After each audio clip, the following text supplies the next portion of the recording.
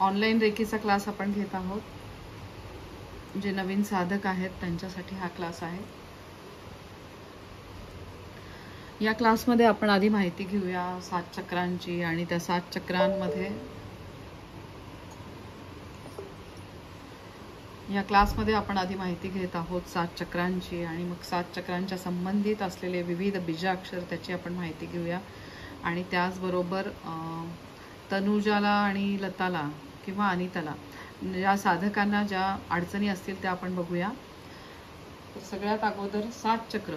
जेव्हा recce level 1 ची दीक्षा मिळते तेव्हा तुम्हाला 7 चक्रांपैकी 4 चक्रांना तुम्हाला दीक्षा मिळालेली असते आणि रेकी लेवल 2 झाल्यानंतर तुमच्या 7ही चक्रांना तुम्हाला परत दीक्षा मिळते आणि रेकीची पारंपरिक तुम्हाला चिन्ह मिळतात. आणि रेकी स्तर 3 झाल्यानंतर तुम्हाला ॲडिशनल रेकीची चिन्ह मिळतात आणि त्याच्याद्वारे तुम्हाला लक्षात येतं की तुमची ऊर्जा वाढते, आंतरिक ऊर्जेमध्ये वाढ व्हायला लागते. तर आता मला तुम्ही सांगा की रेकी लेवल 1 झाल्यानंतर कुठल्या 4 चक्रांना तुम्हाला दीक्षा मिळालेली आहे? लता तू सांगू शकतेस का किंवा अनिता? अनम्यूट होऊन तुम्ही सांगायचंय मला.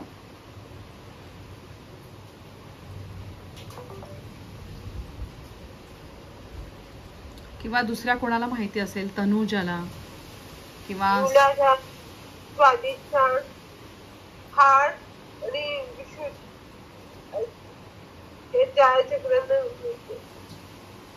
ओके. अनिता तुला माहिती आहे का? आणि माझे डाउट्स आहेत जरा की मी हिलिंग करते ना तेव्हा मला कधीतरी असं होतं की मला स्वतःहून क्लोज फील होते की बाबा मला कळत असते की एनर्जी जाते की मी नुसता हटलो. Okay okay okay.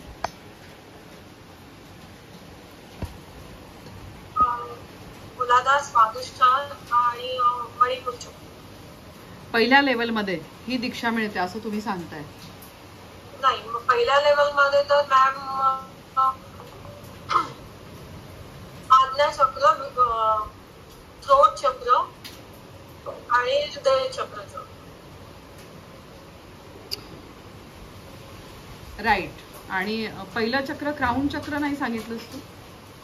क्राउन चक्र, आज्ञा चक्र, थ्रोट चक्र आणि हृदय चक्र. Yes, exactly right. You are right Anita. Tanuja, लताताई, तुम्हाला सगळ्यांना माहिती पाहिजे की पहिल्या लेवलमध्ये आपल्याला कुठल्या याची दीक्षा मिळते. तर पहिल्या लेवलमध्ये आपल्याला सहस्त्रहार चक्र, आज्ञा चक्र, विशुद्ध चक्र आणि हार्ट चक्राची दीक्षा तुम्हाला मिळालेली असते. त्याच्यावर काम झालेलं असतं. मग पुढचं रेकी लेवल 2 झाल्यानंतर तुमच्या 7ही चक्रांना तुम्हाला परत दीक्षा मिळते. आता आपण बघूया की 7 चक्र आणि त्याचा संबंध रेकीशी काय आहे. तर पहिलं आपलं चक्र आहे त्याचं स्थान आहे मूलाधार चक्र. जरी आपलं वर्ण आपल्याला दीक्षा मिळालेली असली तरी मूलाधार चक्र हे खूप आपण म्हणू शकतो खूप आतल्या बाजूला आहे आणि ते कुंडलिनी जागृतीकडे त्याचा प्रवास होतो. तर मूलाधार चक्राला पहिल्या लेवलमध्ये कधीही दीक्षा देत नाहीत. पहिल्या लेवलमध्ये सहस्त्रहार चक्रापासून सुरुवात असते. जसं मांडण्यात येतं की रेकी ही ब्रह्मांडीय शक्ती ही तिचं द्वार आहे सहस्त्रहार चक्र, म्हणजे तिथून ती आत प्रवेश करते आणि मग आपल्याला जागृती यायला लागते, आंतरिक शक्ती वाढायला लागते. तर म्हणून हा क्रम आहे. जरी चक्रांचा क्रम खालनं असला 1 2 3 4 5 असा तरी आपल्याला दीक्षा मिळताना सहस्त्रहार चक्रापासून रेकीची दीक्षा मिळते. पहिलं महत्त्वाचं चक्र आहे ते आहे मूलाधार चक्र, ज्याचं स्थान आहे तुमच्या गुदद्वारजवळ. म्हणजे जेव्हा आपण आज श्वास रोखून धरतो त्यावेळी जिथे ताण जाणवतो तिथे स्थान आहे मूलाधार चक्राचं. तर ह्या चक्राला आपण तत्व याचं म्हणू शकतो पृथ्वी तत्व. पृथ्वी ग्रहाशी संबंधित असलेले हे चक्र. तर पृथ्वी ग्रह म्हणजे पृथ्वी तत्वाप्रमाणे आपल्या शरीरामध्ये असलेला अस्थिधातू त्यांना बळकटी मिळायला लागते जेव्हा तुम्ही ह्या चक्रावर साधना करता. आता पृथ्वी ग्रह म्हणजे आपण म्हणू शकतो की या देहरूपी मंदिरामध्ये आपण सुरक्षित असल्याची भावना आपली दृढ होते जेव्हा आपण मूलाधार चक्राची साधना करतो आणि नैराश्य निघून जाण्यासाठी मदत होते. आणि रक्तधातूमध्ये जर कोणाला रक्तधातूविषयी प्रॉब्लेम असेल तर आपण म्हणू शकतो की मूलाधार चक्राची साधना केल्यामुळे रक्तधातू पण आपला सक्षम व्हायला लागतो. रक्तधातूमधला प्रत्येक घटक सक्षम होण्यासाठी मदत होते. तर ह्या चक्रासाठी पूरक आहार आहे तो लाल रंगाच्या भाज्या किंवा कडधान्य. मग लाल रंगाची कडधान्य म्हणजे जसं मटकी झाली, नाचणी झाली, मग बीट झालं, मग त्याचबरोबर सफरचंद झालं. हे मूलाधार चक्रासाठी पूरक आहार आहे. याचं तुम्ही जास्तीत जास्त सेवन करायचं जेव्हा तुम्हाला निगेटिव्ह विचार येत असतात किंवा रक्तधातू चांगला होण्यासाठी ह्या पदार्थांचं तुम्ही सेवन वाढवायचं आहे. मला असं वाटतं इथं क्लिअर झालंय तुमचं मूलाधार चक्र. आणि ह्या चक्राची अधिकाधिक साधना करण्यासाठी लम बीजाक्षरचं आपण उच्चारण करतो. आणि लमची जी बीजाक्षर आहे, उपबीजाक्षर, ती आहे वम आहे, श शहामृगाचा शम आहे, म षटकोणाचा शम आहे आणि स संगीताचा सम आहे. त्याद्वारे आपली साधना व्यवस्थित होते.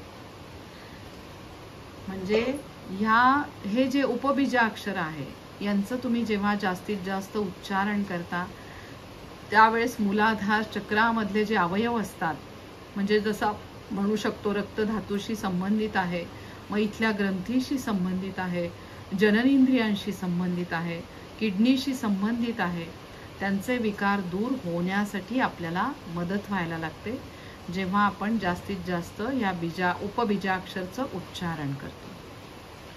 लक्षात आलंय का सगळ्यांना? आत्ता मी ज्या सांगते, पावसाचा आवाज असल्यामुळे बाहेरचा थोडासा तुम्हाला कमी ऐकायला येत असेल. मी थोडं बघते जरा मला दार लावता आलं तर. Just hold.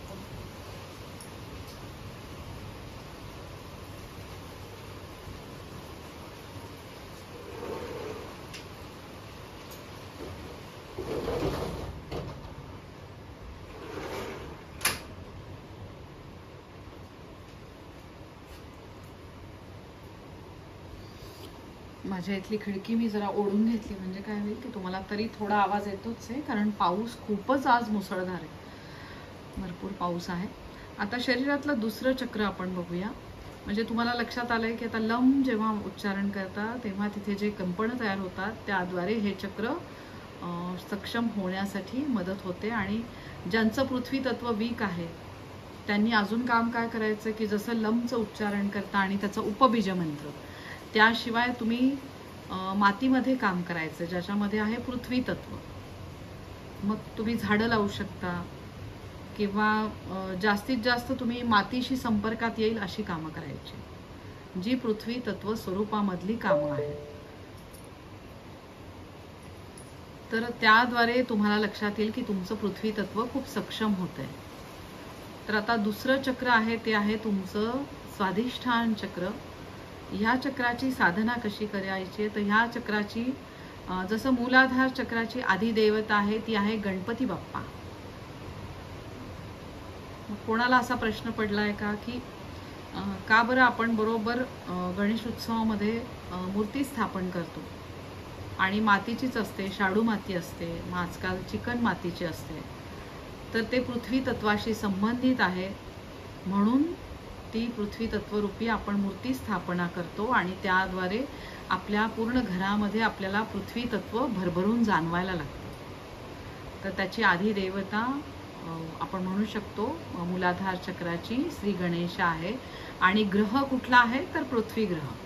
म्हणजे पवित्र धरणी मातेचे आभार मानून श्री गणेशांना नमस्कार करून आपण ह्या चक्रावर रेखीची साधना करतो बीजाक्षर लमद्वारे. आता दुसरं आपलं चक्र आहे स्वाधिष्ठान चक्र, ज्याचं स्थान आहे आपल्या नाभीच्या 4 बोट खाली. आता ह्या चक्राचा रंग आहे तो आहे भगवा रंग. आणि मूलाधार चक्राचा तुम्हाला रंग सांगायचा राहिला तो आहे लाल रंग, जो रक्तधातूशी संबंधित आहे. म्हणून लाल रंगाचे आपण भाज्या आणि कडधान्य खातो. तर स्वाधिष्ठान चक्राचा रंग आहे तो आहे केशरी रंग आणि त्याची अधिदेवता आहे ब्रह्मदेव आणि वरुण देवता. आणि तत्व आहे जलतत्व आणि ग्रह आहे चंद्रग्रह.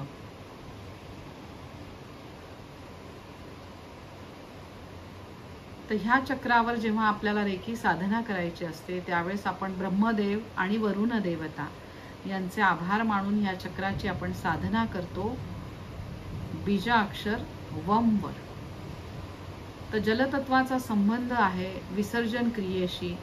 शरीरामधली विसर्जन क्रिया ज्यांची व्यवस्थित नसते, ज्यांना कॉन्स्टिपेशनचा सतत त्रास असतो, त्यावेळेस या चक्रावरची साधना खूप फायदेशीर ठरते. आता ह्या चक्राचा संबंध आहे तो आहे चंद्रग्रहाशी, आपल्या चंचल मनाशी.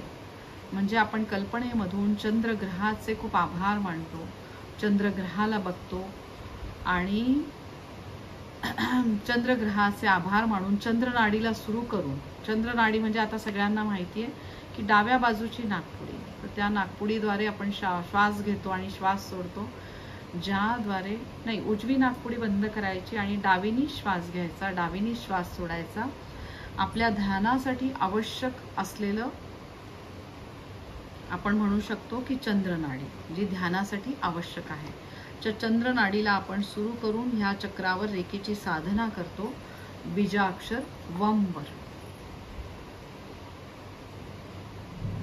आता ह्या चक्राच्या ठिकाणी असलेला प्रत्येक सूक्ष्म अवयव जेव्हा आपण इथं बीजाक्षर वमचं उच्चारण करतो त्यावेळेस त्या प्रकारची कंपनं तिथे तयार होऊन तिथल्या प्रत्येक सूक्ष्म अवयवांना आपण म्हणू शकतो की आपण सक्षम करत असतो. आणि आपण अजून एक म्हणू शकतो की आपली क्रिएटिव्हिटी, म्हणजे जेव्हा आपले विविध गुणदर्शन जेव्हा आपले बाहेर येत नाहीत, तर त्यावेळेस इथे प्रॉब्लेम यायला लागतात ह्या चक्रावर. म्हणजे आपल्यामध्ये असलेल्या गुणधर्मांशी संबंधित आहे स्वाधिष्ठान चक्र. स्वाधिष्ठान चक्राची साधना पण खूप फलदायी ठरते. जनरली आपण बायकांना बघतो की लग्न झाल्यानंतर त्यांची क्रिएटिव्हिटी स्टॉप होते. तर त्यावेळेस जेव्हा क्रिएटिव्हिटी स्टॉप होते, त्यांच्या आतल्या गुणांना जेव्हा वाव मिळत नाही, त्यावेळेस प्रॉब्लेम सुरू होतात ह्या चक्राच्या रिलेटेड. म्हणजे बऱ्याच जणांना किडनी स्टोन होतो किंवा हार्मोन्सचे प्रॉब्लेम येतात, गर्भाशयाचे प्रॉब्लेम येतात की जेव्हा त्यांना राईट डिरेक्शन मिळत नाही, त्यांच्यामध्ये असलेल्या गुणांना जेव्हा वाव मिळत नाही, तर त्यावेळेस ह्या चक्राची उपासना खूप फलदायी ठरते. तर असं क्रिएटिव्हिटीशी संबंधित असलेले हे चक्र आणि ज्यांना कोणाला हार्मोन्सचे त्रास होतात, तर त्यावेळेस या चक्राची साधना करायची आहे. आणि ह्या चक्राची साधना करताना आपण आपल्या आज्ञाचक्रामधनं चंद्रग्रहाला बघतो, मग जलतत्वाचे आभार मानतो. मग जलतत्वरूपी पवित्र नद्या म्हणजे सगळ्या ज्या गंगा, गोदावरी, भागीरथी, कृष्णा, वेण्या, तुंगभद्रा या पवित्र नद्या आहेत, त्यांच्यामध्ये असलेलं अमृता समान जल, त्यांचे आपण आभार मानतो आणि ह्या चक्रावर आपण रेकीची साधना करतो बीजमंत्र वमद्वारे. तर आपल्या सगळ्यांना माहिती आहे की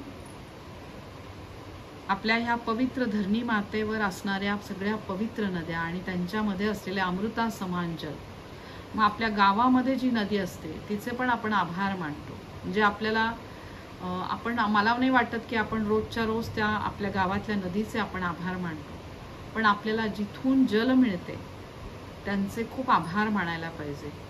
मग जसं आपण ब्रह्मदेवाचे आभार मानतो, मग वरुण देवतेचे आभार मानतो, तर त्यावेळेस आपल्याला लक्षात येतं की त्यांचे आशीर्वाद आपल्याला मिळत आहे. आणि चंद्रग्रह जो आपल्या मनाचा ग्रह आहे, जेव्हा आपलं मन चंचल असतं, स्थिर नसते, तर त्यावेळेस आपल्याला लक्षात येतं की आपल्याला शरीरामध्ये विविध प्रॉब्लेम यायला लागतात. तर म्हणून प्रत्येक ध्यानाच्या अगोदर चंद्रनाडीला ॲक्टिवेट करायचंय आणि मग रेकीची साधना तुम्ही करायची. तर चंद्रनाडीचं खूप महत्त्व आहे या रेकी साधनेमध्ये.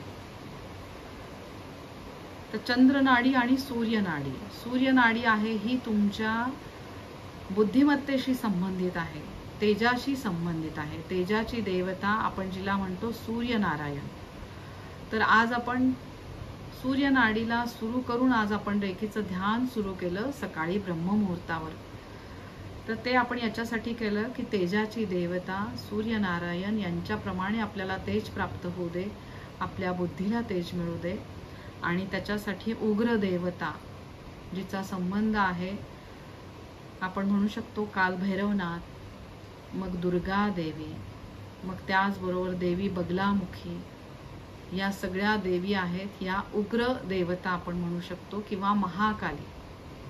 तर ह्या देवतांच्या साधनेसाठी आज आपण सकाळी काय केलं, ब्रह्ममुहूर्तावर सूर्यनाडीला ॲक्टिवेट करून घेतलं. म्हणजे डावी नाकपुडी बंद केली, उजवीने श्वास घेतला, उजवीने श्वास सोडला आणि मग आपण रेकीची साधना सुरू केली. आधी हा स्वर सुरू करून घेतला आपण पिंगळा नाडी आणि मग आपण ह्या देवतांचे आभार मानून भरभरून ऊर्जा घेतली प्रत्येक बीजमंत्रावर.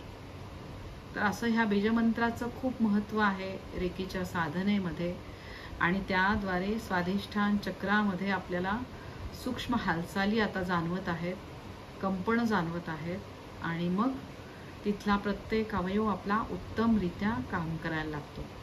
कल्पनेमधून आपण इथे आज्ञाचक्रामधनं 6 पाकळ्यांचं फूल बघतो. मग या 6 पाकळ्यांवर विविध उपबीज मंत्र आहेत. जसं आपण मूलाधार चक्रावर 4 पाकळ्यांचं कल्पनेमधनं फूल बघतो आणि ह्या 4 पाकळ्यांमध्ये आहेत, मधल्या फुलाच्या मध्यस्थानी आहे ते आहे बीजाक्षर लम, मग फुलाच्या वरच्या बाजूला आहे वम बीजाक्षर, मग अनुक्रमे आहे पुढचे बीजाक्षर जे आहे शम, मग ष षटकोनाचा शम आणि मग स संगीताचा सम. या प्रकारे आपण मूलाधार चक्राची साधना करतो. आणि नाही लिहून घेतलं तरी चालेल अनिता, मी ना एक फाईल पाठवते त्याच्यामध्ये तुम्हाला हे सगळे डिटेल्स मिळतील. चक्रांचा जो अभ्यास आहे ती फाईल आपल्याकडे आलेली आहे, तर ती फाईल मी आपल्या ग्रुपला शेअर करते म्हणजे तुम्हाला व्यवस्थित अभ्यास करता येईल. हां, तर पुढचं आपलं जे चक्र आहे ते आहे स्वाधिष्ठान चक्र आणि स्वाधिष्ठान चक्रावर आपण कल्पना करतो की 6 पाकळ्यांचं केशरी रंगाचं फूल इथे उमललेलं आहे आणि या 6 पाकळ्या आहेत, त्याच्या मधल्या गाभ्यामध्ये आहे वम बीजाक्षर. मग त्याच्या अनुक्रमे ज्या 6 पाकळ्या आहेत ते आहे बीजाक्षर बम आहे, मम आहे, भम आहे, यम आहे, रम आहे आणि लम आहे. म्हणजे या बीजाक्षरांचा संबंध आहे. इथल्या चक्र सक्षम होण्यासाठी ही बीजाक्षर मदत करतात आणि ह्या चक्रांमध्ये जर काही अडथळे असतील म्हणजे किडनी रिलेटेड, मग जसं मी तुम्हाला हार्मोन्सच्या रिलेटेड जर काही प्रॉब्लेम असतील तर ते प्रॉब्लेम दूर होण्यासाठी मदत व्हायला लागते. तर खूप महत्त्वाची आहे ही उपबीजमंत्र पण. तर मला असं वाटतंय की ह्या चक्राची तुम्हाला आता माहिती मिळालेली आहे आणि ह्या चक्राची कार्यक्षमता वाढवण्यासाठी चंद्रग्रहाचं स्मरण करायचंय आणि चंद्रग्रहाचा बीजमंत्र आहे किंवा चंद्रग्रहाचा मंत्र आहे ओम सोम सोमाय नमः. ज्यांना कोणाला असं वाटतंय की नाही माझं मन खूप अस्वस्थ आहे, त्याला शांत करायचं आहे, चंद्रनाडी पण तुम्ही सुरू करून घेतली आहे पण तरी तुम्हाला असं वाटतंय की नाही माझं एकाग्र होत नाहीये मन, तर त्यावेळेस चंद्रग्रहाचा मंत्र म्हणायचे आणि मग रेकीची साधना करायची आहे. बीजाक्षर वम आणि बाकीची उपबीज मंत्र. आणि अजून तुम्हाला ह्या चक्राची साधना म्हणजे तुम्हाला वाटतंय की अजून मला चक्र सक्षम करायचंय, तर त्यावेळेस आवर्जून तुम्ही आपल्या आहारामध्ये केशरी रंगाच्या भाज्या घ्यायच्या आहेत. जसं की आपण भोपळा म्हणू शकतो किंवा फळं घेऊ शकतो, संत्री आहे, मग त्याचबरोबर आहेत विविध प्रकारच्या केशरी रंगाच्या डाळी, त्यांचं तुम्ही तुमच्या आहारामध्ये आवर्जून त्याचा समावेश करायचा आहे. लक्षात आलंय का ह्या चक्राची साधना आणि ह्या चक्राची कार्यक्षमता वाढवण्यासाठी काय करायचं. आता तिसरं चक्र आहे ते सूर्य तत्वाशी संबंधित, अग्नी तत्वाशी संबंधित, तेजाशी संबंधित मणिपूर चक्र, ज्याचं स्थान आहे तुमच्या नाभीच्या 4 बोट वरती.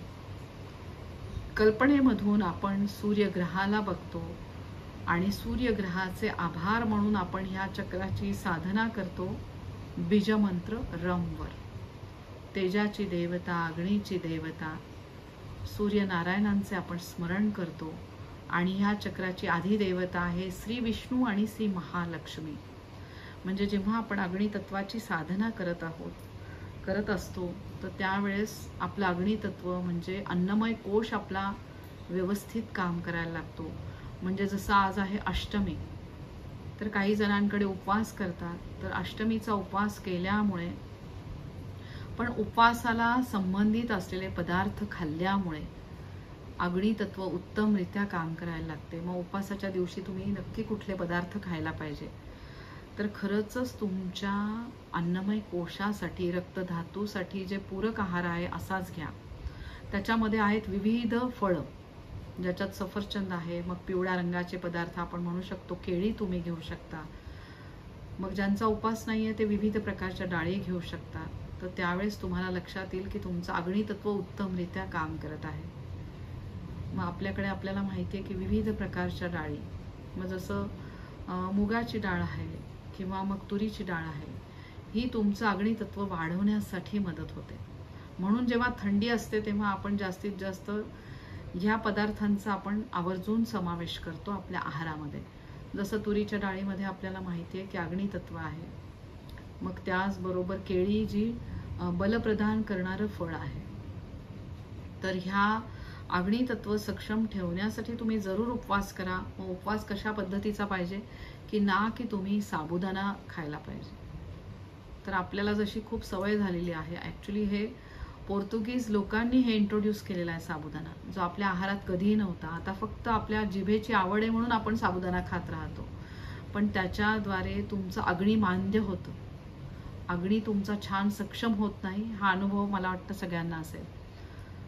आणि तर तू काही सांगू शकते का याच्यावर, की साबुदाणा खाल्ल्यानंतर काय होतं? नाही, साबुदाणा पचायला फार जड होतो आणि दुसरं म्हणजे ऍसिडिटी वगैरे ह्या पण होतात. म्हणजे मी पण फील केलंय आणि ह्या गोष्टी आहेतच.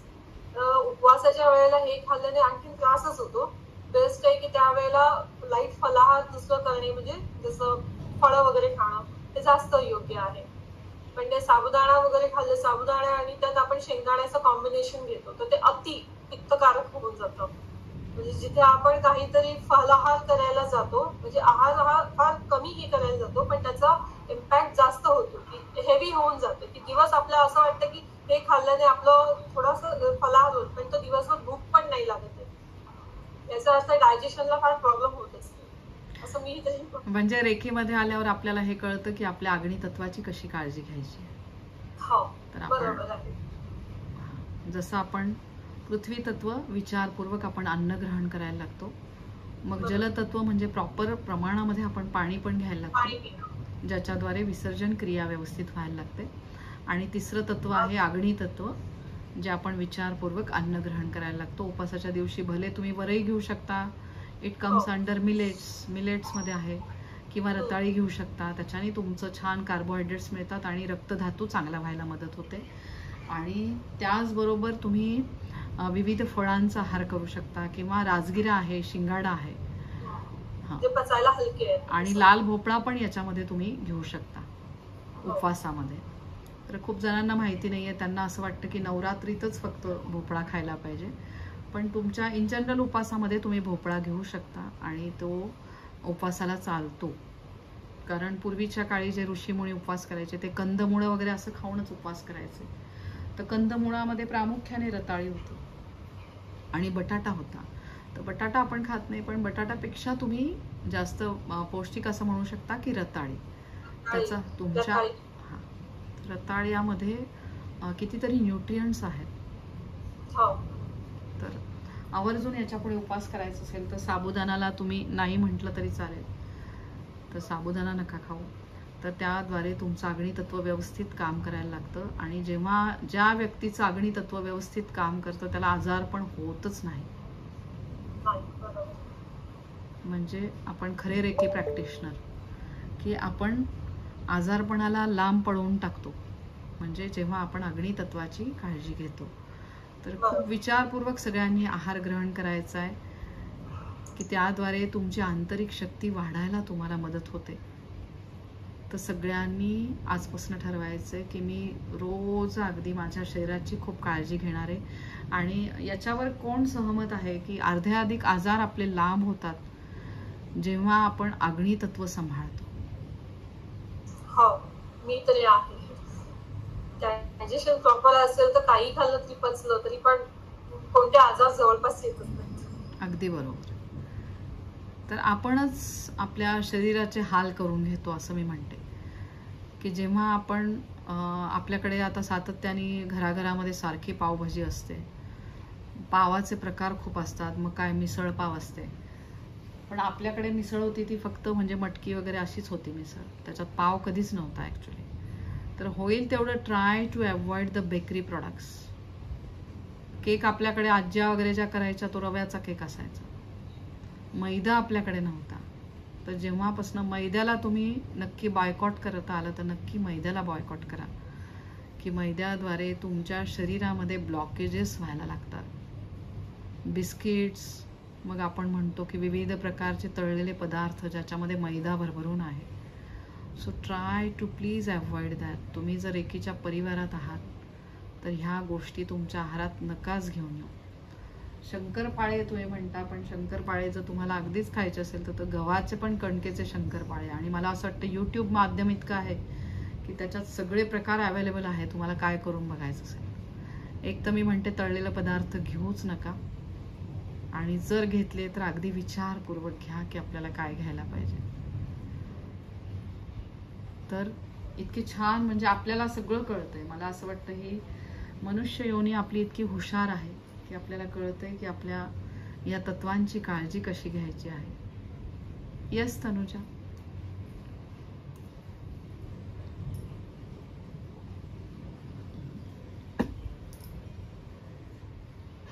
आणि मग बोल. स्पीकर हे काढून ठेव तुझे, तू हेडफोन लावलेत ना ते काढून ठेव. हा, आणि मग बोल तू. त्याला वायर काढून टाक. हॅलो, आवाज येतो? माझा प्रश्न आहे की काही काही मुलं डिसेबल जन्माला येतात, की त्यांची चक्र जी असतात ती पूर्वीपासूनच ब्लॉक असतात का? एकदा परत सांग तुझा प्रश्न काय. काही काही मुलं डिसेबल जन्माला येतात तर त्यांची चक्र आधीपासूनच ब्लॉक असतात. याचा ना प्रारब्धाशी खूप संबंध आहे. काय? प्रारब्धाशी, मागच्या जन्माशी पण संबंध असतो हा. आणि तू म्हणते तसे त्यांचे चक्र आधीच ब्लॉक असतात. हा, मग आपण म्हणू शकतो की त्यांच्या प्रारब्धामधनं काहीतरी अशा गोष्टी घडलेल्या असतात की ज्याद्वारे त्यांना हा त्रास होतो. तर ॲक्च्युली कार्मिक अकाउंट जसं जसं क्लिअर व्हायला लागतं तसं तसं त्यांच्या त्या म्हणजे त्या अवयवाची कार्यक्षमता वाढायला लागते. तर तुमचं कार्मिक अकाउंट क्लिअर होणं खूप गरजेचं आहे. तर प्रारब्धामध्ये आपल्याला प्रारब्धामध्ये माहिती नाही आहे आपल्याला कुठला जन्म होता आणि त्या जन्मामध्ये आपल्याकडनं कुठली कर्म झालेली आहे. आपण काय म्हणायचं की मी खूप भाग्यवान आहे की मला छान आईवडिलांच्या पोटी जन्म मिळालेला आहे आणि प्रत्येक गोष्टीचे आभार मानायचे. तर डिसेबल्ड म्हणजे हा काही त्यांचा दोष नाही आहे, हा त्यांच्या मागच्या जन्माचा दोष आहे. आणि रेकीमध्ये आपल्याला लक्षात येतं की आपल्याला जर हे दोष काढून टाकायचे असतील तर रेकीद्वारे आपण ते दोष काढून टाकायला आपल्याला मदत होते. रेकी जेव्हा सातत्याने आपण घेतो, सातत्याने रेकीचं ध्यान करतो, त्यावेळेस आपला कर्म सिम्बॉल आहे हॉन्शा, झाशोनेन आणि झोनार आपल्याला मदत करतो तिथपर्यंत जाण्यासाठी. हॉन्शा झाशोनेंनी काय होतं, कार्मिकचा सिम्बॉल, त्याद्वारे आपण तिथे जाऊन पोचतो. आपल्या आधीच्या जन्मात पण आपण जाऊन पोचतो. ते डिस्टन्स कव्हर होतं आणि त्यावेळेसचे जे कर्म झालेले असतील आपल्याकडनं त्या कर्माचं क्लिअरन्स होण्यासाठी झोनारचं चिन्ह आपल्याला मदत करतं. तर झोनार जेव्हा सातत्याने आपण काढतो, हॉन्शा, झाशोनेन आणि झोनार, तर त्यावेळेस तुमचं कार्मिक अकाउंट क्लिअर व्हायला लागतं आणि तुमची अध्यात्माची प्रगती खूप व्हायला लागते. आपल्याला माहिती आहे की अध्यात्म हे एक असा मार्ग आहे की त्याद्वारे तुमचं ते अकाउंट क्लिअर व्हायला लागतं फास्ट. जे अगदी मनापासनं अध्यात्म करत आहेत, मी असं म्हणत नाही की अध्यात्म म्हणजे तासनतास देवपूजा करत राहा, पण तुम्ही जे काही करताय कर्म ते चांगल्या मनाने करा. मग भले तुमच्या घरातल्या लोकांसाठी तुम्ही काहीतरी 4 पदार्थ करत आहात, पण तुम्ही एकरूप होऊन करा. तुमच्या घरातल्या लोकांसाठी तुम्ही जे कर्म करत आहात ते तुम्ही जर चांगल्या मनाने केलं तर ते पण एक प्रकारचं कर्मच आहे. आणि अजून जर कर्म तुम्हाला क्लिअर करायचं असेल तर नामस्मरण. कलियुगामध्ये सांगितलं आहे की तुम्ही सातत्याने नामस्मरण करा. जेव्हा तुम्ही नामस्मरण करता कुठल्याही देवाचं, भले राम असो, श्रीराम असो, कुठलंही नामस्मरण उठता बसता तुमच्या तोंडामध्ये आलं पाहिजे. आपल्याला माहिती नाही आपल्याला किती श्वास दिलेत, किती प्रश्वास दिलेले आहेत. जेव्हा नामस्मरण करता तुमचं कार्मिक अकाउंट क्लिअर व्हायला लागतं. आणि त्याचबरोबर आपण म्हणतो की दान करायचं. मग दान म्हणजे कुठल्या प्रकारचं दान? अन्नदान सगळ्यात श्रेष्ठ दान आहे. अन्नदान, द्रव्यदान, ज्ञानदान. देवाला म्हणायचं की देवा मी तुझे खूप आभार मानतो, भगवंताचे खूप आभार मानतो की आपल्याला व्यवस्थित छान डोळे दिलेले आहे, बाकीचे आपले अवयव सगळे छान आहेत. थोडासा फार आपल्याला कुठेतरी काही दिलेलं नाहीये, पण जे दिलेलं आहे त्याचे खूप आभार मानायचे. आणि जेव्हा सातत्याने आपण आभार मानतो तर ती दैवी ब्रह्मांडीय शक्ती तुम्हाला भरभरून आशीर्वाद द्यायला लागते आणि चांगलीच कर्म आपल्याकडनं व्हायला लागतात. चित्रगुप्त ज्यांचं स्थान आहे आपल्या खांद्याच्या ठिकाणी, त्या चित्रगुप्तांचे आपण सातत्याने रेकीमध्ये आभार मानतो. त्यांचे आभार मानल्यामुळे काय होतं की आपल्याकडनं कर्म आपली चांगली व्हायला लागतात. जेव्हा आपण असं चांगली कर्म करत असतो, समजा एखाद्या देवळात तुम्ही गेलाय, देवळामध्ये तिथे जाऊन तुम्ही नमस्कार करत आहात, छान शिवलिंगावर तुम्ही जल अर्पण केलेलं आहे, तिथे देवळात कोणी नाहीये, तुम्ही तुमची मनापासून पूजा करत आहात आणि त्यावेळेस हे तुमचं कर्म काउंट होतंय कुठेतरी. आता काही लोक काय करतात, लाईन लागलेली आहे आणि लाईन लागून ते दर्शन घेतात. डिफरन्स बघा काय आहे. लाईन लागलेली आहे, दर्शन घेतायत, चला पुढे पुढे पुढे पुढे चाललो. 1 मिनिट तुम्हाला फक्त मिळतोय शिवलिंगाशी, त्या शिवतत्वाशी एकरूप होण्यासाठी. मग तुम्ही काय काय वस्तू आणलेल्या असतात त्या सगळ्या घाई घाई घाई घाई घाई तिथे अर्पण करता, पण त्याच्यात तुम्हाला समाधान नाही मिळत. माझं म्हणणं काय, अशा वेळेस तुम्ही काय करा, ती गर्दी अवॉइड करून तुम्ही तुमच्या घरामध्ये जे काही देवघरात असेल तिथे बसा, तिथे शांततेत तुम्ही तुमची पूजा करा. तुम्हाला जे वाटतंय तुम्ही तिथे अर्पण करा, शिवलिंगावर अर्पण करा आणि मनापासून तिथे नमस्कार करा.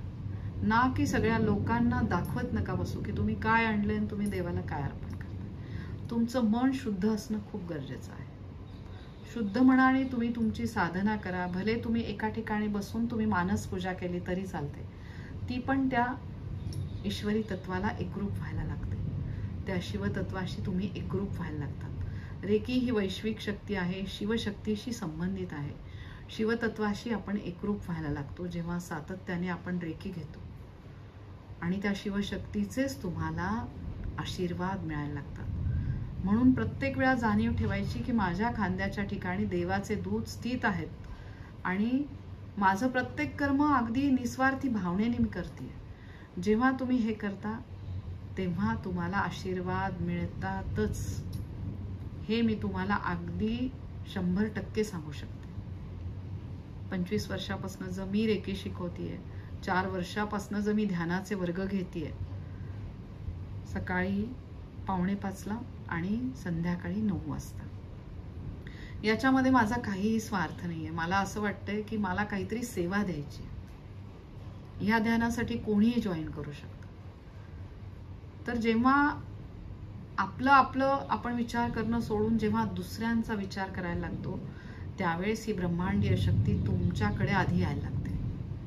म्हणजे भरभरून तुम्हाला या शिवशक्तीचे आशीर्वाद मिळायला लागतात. मी कधीच हा विचार करत नाही की आज मी घेतलंय ध्यान, मग त्याच्याद्वारे म्हणजे मला अजून 4 लोक जोडल्याच जावी असं नाही मी म्हणत की मला तुम्ही खूप ॲप्रिशिएट करावं. सगळेच जण रेकी ध्यान घेतल्यानंतर थँक्यू म्हणतात असं नाहीये. तर कोणाकोणाला नाही म्हणावं असं वाटतं, पण मी माझी निस्वार्थ भावनेने माझी सेवा मी सुरू ठेवलेली आहे. तर हा जेव्हा निस्वार्थ भावना जेव्हा येते तेव्हा समजायचं की मी खरंच रेकीची साधक आहे. तर हा भाव खूप महत्वाचा आहे. आणि परत आपण आता येऊया की याचा संबंध आहे तुमच्या मणिपूर चक्राशी. ही निस्वार्थी भावना तुमच्या त्या भावनेमध्ये खूप वाढ व्हायला लागते. भरभरून तुमच्याकडनं विविध दान व्हायला लागतात आणि त्याद्वारे तुम्हाला ह्या चक्राची देवता श्री विष्णू आणि श्री महालक्ष्मी यांचे आशीर्वाद तुम्हाला मिळायला लागतात. मग कशा प्रकारे मिळायला लागतात? आपल्याला वाटतं श्री विष्णू आणि श्री महालक्ष्मींची कृपा म्हणजे फक्त द्रव्य, तर नाही, तर सुख, शांती, समाधान, ऐश्वर्य याची प्राप्ती तुम्हाला व्हायला लागते. पूर्ण समाधान. तुम्ही जे काही कर्म करत आहात त्याच्यामध्ये तुम्हाला समाधान मिळायला लागतं. तर मला असं वाटतंय की त्याद्वारे ह्या चक्रामध्ये जागृती येते. एकादशी हे पवित्र असं व्रत जे श्री विष्णूंना अतिशय प्रिय आहे. एकादशी व्रताबद्दल खूप कमी लोकांना, काही जणांना माहिती आहे, काही जणांना माहिती नाही आहे. आपल्यामध्ये असं वाटतं काय सारखे उपवास करायचे तर, पण एकादशी व्रत हे असं आहे की त्याद्वारे डायरेक्ट तुम्हाला श्री विष्णूंचे भरभरून आशीर्वाद मिळायला लागतात.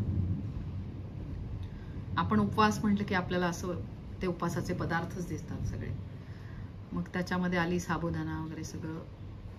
तर मी करतेय गेल्या 2 वर्षापासून एकादशी. मला त्याचं महत्त्व माहिती नव्हतं, पण जेव्हा मला असं खूप आंतरिक मी म्हटलं आपण करून तर बघूया एकादशी व्रत, आणि ते व्रत मी सुरू केलं आणि मला 2 वर्ष म्हणजे मी तुम्हाला सांगते की माझे इतके छान योग येत आहेत. तर नक्की ज्यांना शक्य असेल त्यांनी नक्की एकादशी करा. छान तुम्ही उपवासाचे पदार्थ खाऊ शकता, पण ह्या एकादशीच्या व्रतामध्ये असं आहे की तुम्ही 2 वेळेला उपवास असतो. हा वेळ म्हणजे तुम्हाला याच्यात उपवास सोडता येत नाही. मग याच्यामध्ये कोणी कोणी लंगडी एकादशी करतात, मग संध्याकाळी उपवास सोडतात. तसंही तुम्ही करू शकता, पण ट्राय टू अवॉइड हेवी काही घेऊ नका. म्हणजे जसं साबुदाणा नका खाऊ. छान फळं खा, वरे खा, रताळे खा, शिंगाडा खा, त्याच्या शेवई मिळते ती खा. तर खूप तुमची आंतरिक शक्ती वाढण्यासाठी मदत होते. मी जेव्हा उपवास करायला लागले तेव्हा मला लक्षात येतंय की पहिली एकादशी झाली तेव्हा मला खूप असं पदार्थ खूप खावेसे वाटले. तर मी विविध उपवासाचे पदार्थ खात होते. खिचडी मी अवॉइड केली, पण बाकीचे पदार्थ मी खात होते. आणि नंतर मी आता सांगू शकते की माझी एकादशी आता इतकी छान होते की मी फक्तच काय घेते, फळ घेते, रताळी घेते, जास्तीत जास्त वरई घेते. तर इतका माझा कंट्रोल आलाय खाण्यावर. तर एकादशी व्रत आपल्याला शिकवतं की तुमची आंतरिक शक्ती कशी वाढवायला पाहिजे. तर श्री विष्णूंचं आपण स्मरण करत असतो आणि त्याद्वारे त्या विष्णू तत्वाशी आपण एकरूप व्हायला लागतो. शिवतत्व, विष्णू तत्व आणि ब्रह्मतत्व हे खूप महत्त्वाचे. ह्या 3 तत्वांशीच आपल्याला आपण एकरूप व्हायला लागतो. तर असं आहे, तुम्ही जेव्हा अग्नी तत्वाची काळजी घेता अर्धे अधिक आजार तुमचे तिथेच नाहीसे होतात.